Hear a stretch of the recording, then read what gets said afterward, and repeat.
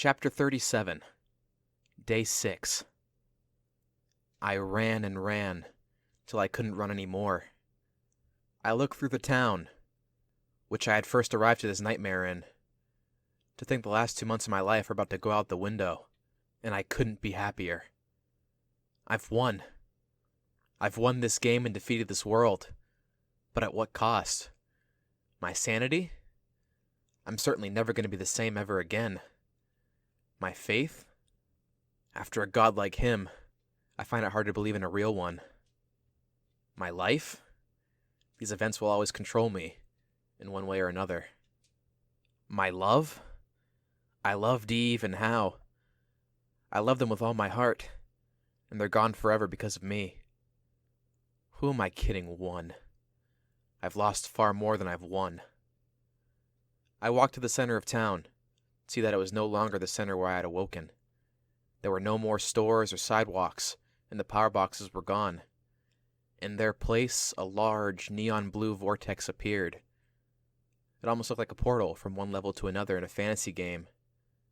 Is that where we have to enter? "John," Dan called, running up to me on my left. He stopped a few feet away from me, catching his breath before looking at me. "I got your message. Ian and Rachel are on their way. I ran into them on the highway, so they'll be here shortly. Are you sure you want them here too?" I nodded. They helped us too. But I swear, if he tries to hurt any of us, I'll kill him. "I'll try to keep him under control," Dan offered. I'm glad to see an expression of relief on his face. After all, Ian and Rachel are still his friends and his family. "I hope you have a plan for all this," Dan huffed, sitting in the street. "I think I do." "You think?" "John, do you realize that if you get everyone here and it doesn't work, they'll kill you?" Dan reasoned. "I'll be dead before they can," I sighed, checking the phone's countdown. 45 minutes. "Alice, where are you?" Ian and Rachel appeared over the horizon in a sprint, reaching Dan and me within a few minutes. "You! Did you set this up to kill us?" Ian barked, pointing at me. "Ian, he's actually trying to help us," Dan assured, holding the white-haired boy back. "Did you send that message?" Ian growled. "Yes, I did," I said. "This was a sick joke," Rachel hissed, turning to walk away. "Wait. I know who the cell phone killer is," I called to stop her. I pulled out the blue phone and brought the picture up, but I kept it against my chest, hesitant to show them. "I'll make a deal," I began. "I'll show you the picture if you agree to join my team. Both of you." "Why should we join you?" Ian snapped. "Because my team won." Alice arrived with the twos close behind her, or what's left of them. Maria, Viola, and Leo all appeared, with Alice at the head. The girls and Leo stopped when they were a few feet away. Only Alice continued. "Did you write that message?" Maria asked. "I sent the text message, yes, but not the one in the sky," I explained. "Was this just some joke? Did you want us all to watch as your team walked through that portal winning the game? After all we've done for you, this is how you repay us?" Viola snapped with tears in her eyes. "No. It's because you helped us I called all of you here. I didn't want to just leave all of my team here. Leo, you were once a part of Team 1, correct? And I was a part of Team 3, too. Maria, you and Viola were in Team 5 with Alice and Eve, too, so in a way, we're all connected. We all won this game. We all deserve to lead this world together. So I'm going to ask all of you to abandon your team and join mine. Join us, and we can all leave here together." I offered to explain my plan. If only one team wins, let's just make one team. I am determined to defeat this, if it's the last thing I do. "Why should we believe you? Last time I checked, you killed your own team members," Maria growled. "I didn't mean to kill them," I argued. "But you still killed them," Rachel assessed. "I thought of them. Eve and How. I didn't kill either of them. No.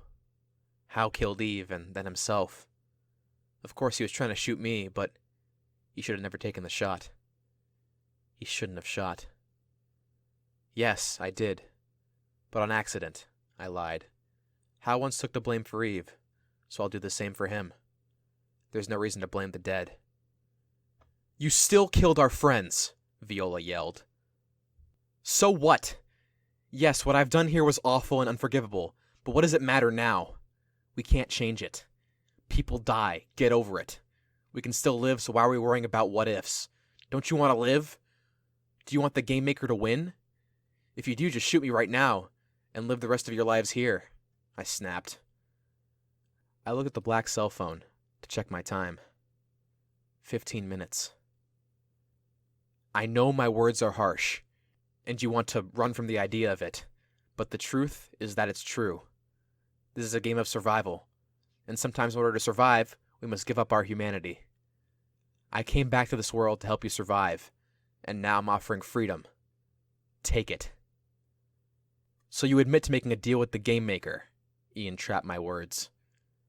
I met the cell phone killer, and yes, I made a deal with him to survive. I awoke in the real world after sparing your life, Ian. I ran away from the killer and discovered a whole town involved with our hell. Eventually, I was caught and returned to the Game Maker, where I offered him a deal. He let me come back, and I make the game more interesting, which I have done. But that wasn't all. Due to my contract, I had to kill another player, which I've done by accident. To be honest, I was going to kill you, Ian. Along with this, I also lost my time. I have less than 5 minutes to live, unless we step through that portal and win the game. I shouted, my dark tale for all to hear. You said you had a month, Alice snapped. I lied so you wouldn't worry. Right now we don't have the time to talk about this, I admitted. Please join me, and together we will leave this digital world and wake up. I presented the blue cell phone for everyone to see, with picture clear. I'll join you, Alice smiled. I will too, Dan called, letting go of Ian. Sure, Rachel stated strongly, lifting her cell phone in the air with mine. Leo nodded, raising his own phone, followed by Viola. We all stared at Maria, who seemed unsure of what to do. She hesitated for a moment before raising her own phone. Fine.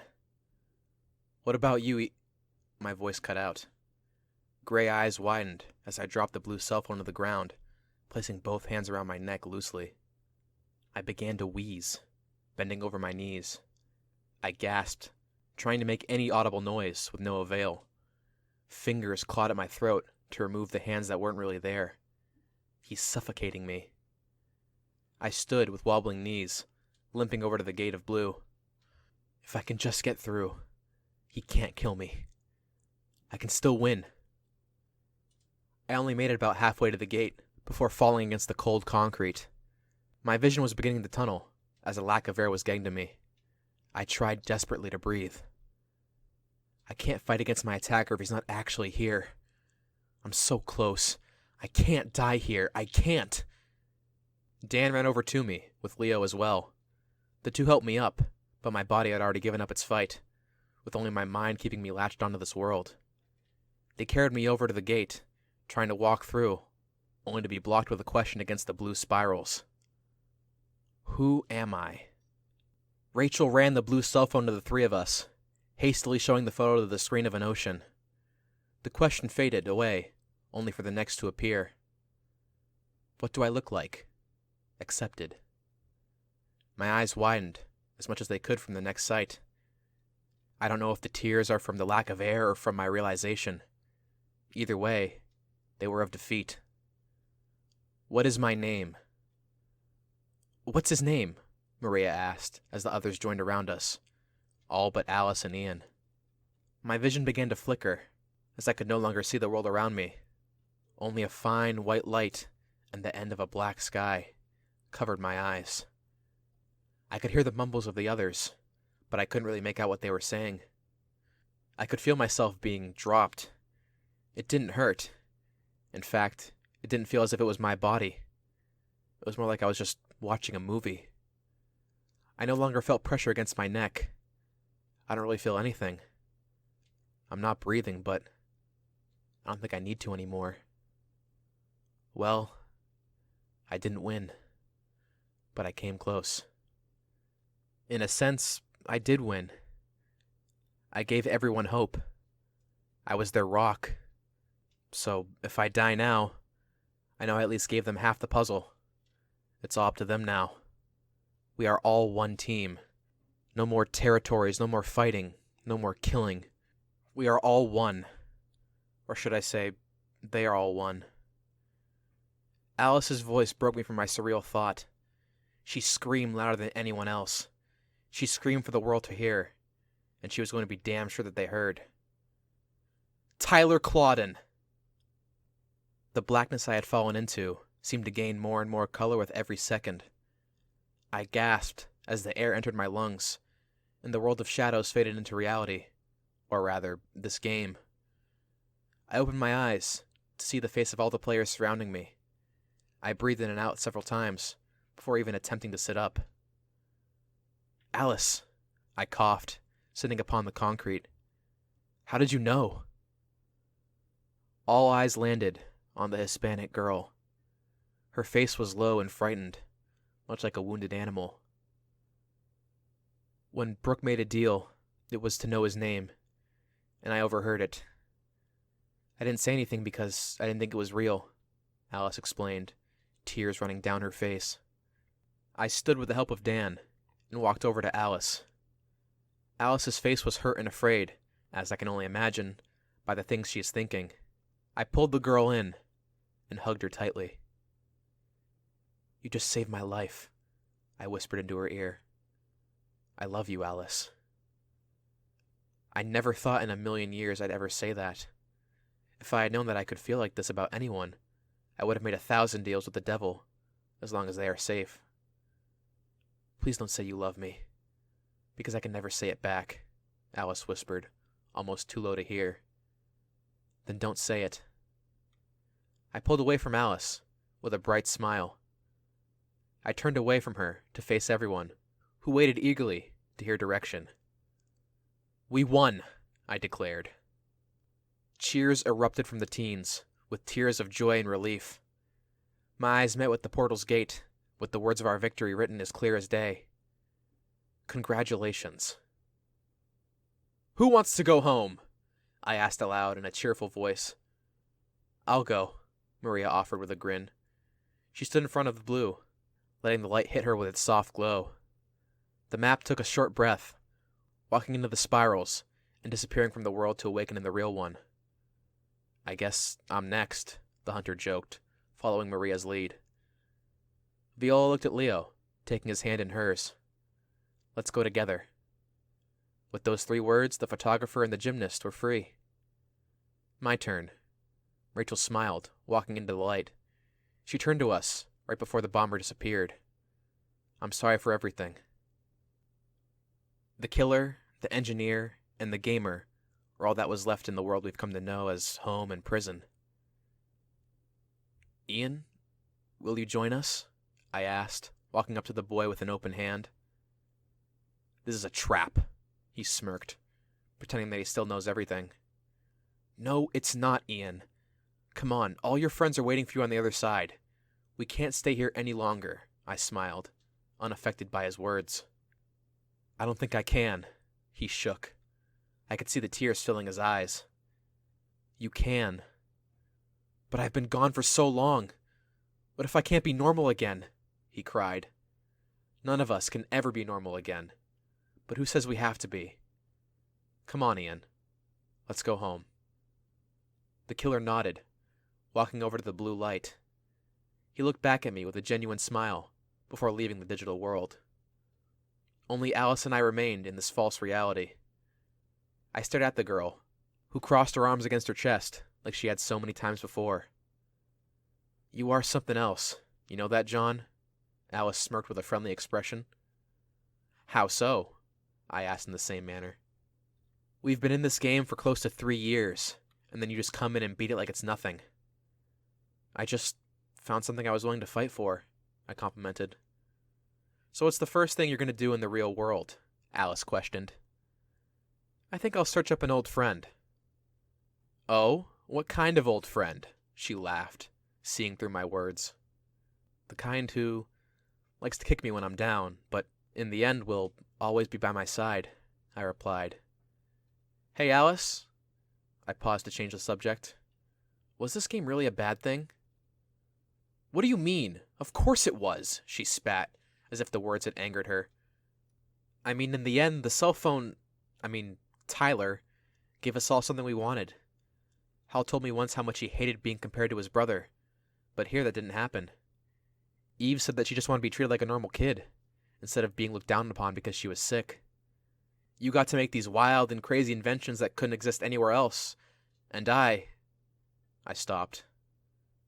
What did you get? Alice asked curiously. Well, I guess I got friends. I was kind of a shut-in, and when I was out, I didn't talk much in the real world, but here I had no choice but to make friends, I admitted. I guess you're right. In a sick and twisted way, we all got our wishes from this game. Alice sighed, looking up at the fake sky. I walked up to the blue portal, staring into its swirls with a bitter sweetness. I finally got off the broken highway, huh? But at what cost? Hey, Alice, I'm gonna head out. My dad's been waiting a long time to see me. So I guess this is goodbye? Alice smiled with a hint of sadness. How about I see you later then? Don't you remember? I promised to see you when we got out.